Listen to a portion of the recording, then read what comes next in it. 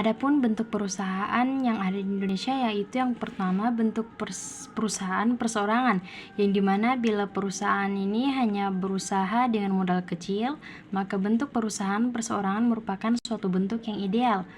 Pimpinan di sini berada pada pemilik yang mempunyai tanggung jawab yang tidak terbatas. Usaha mendirikan perusahaan perseorangan sangat mudah karena tidak ada satu aturan khusus, yaitu bagaimana cara mendirikannya. Hanya saja barangkali perlu izin khusus untuk usaha-usaha tertentu pada daerah-daerah tertentu pula. Contoh dari perusahaan perseorangan yaitu yang pertama mendirikan usaha bengkel, pertokoan, dan lain sebagainya. Dan apabila pemilik perusahaan perseorangan seperti toko, percetakan, dan lainnya ingin mendapat tambahan modal berupa pinjaman dari bank, maka diperlukan berbagai surat yang untuk melengkapi permohonan pinjaman seperti sertifikat tanah, surat izin mendirikan bangunan, atau SIMBA. Nah, yang kedua itu ada firma, yang dimana di dalam Kitab Undang-Undang Hukum Dagang, firma didefinisikan sebagai usaha yang memasukkan sesuatu dalam persekutuan dengan tujuan untuk membagi-bagi hasil yang didapatkan dari persekutuan itu. Yang dimana firma didirikan dengan akte notaris yang didaftarkan pada pamitera pengadilan setempat dan diumumkan dalam berita negara. Kepemimpinan firma dilaksanakan oleh para pemilik dan mereka bertanggung jawab penuh dengan seluruh harta bendanya terhadap hutang-hutang perusahaan.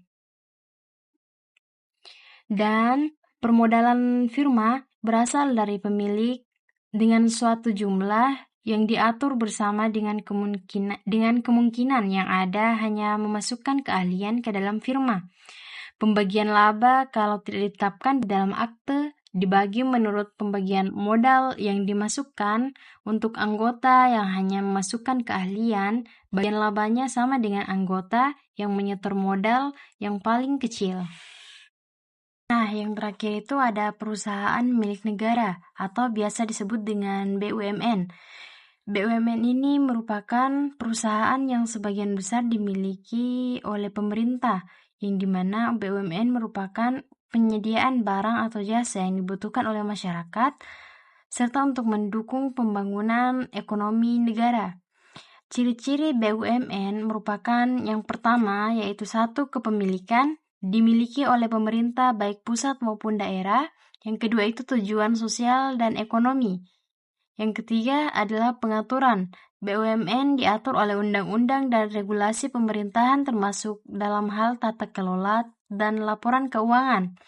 Adapun contoh BUMN yang ada di Indonesia yaitu BUMN termasuk Pertamina, Telkom Indonesia, dan Bank Mandiri. Adapun peran BUMN yang pertama yaitu menyediakan layanan.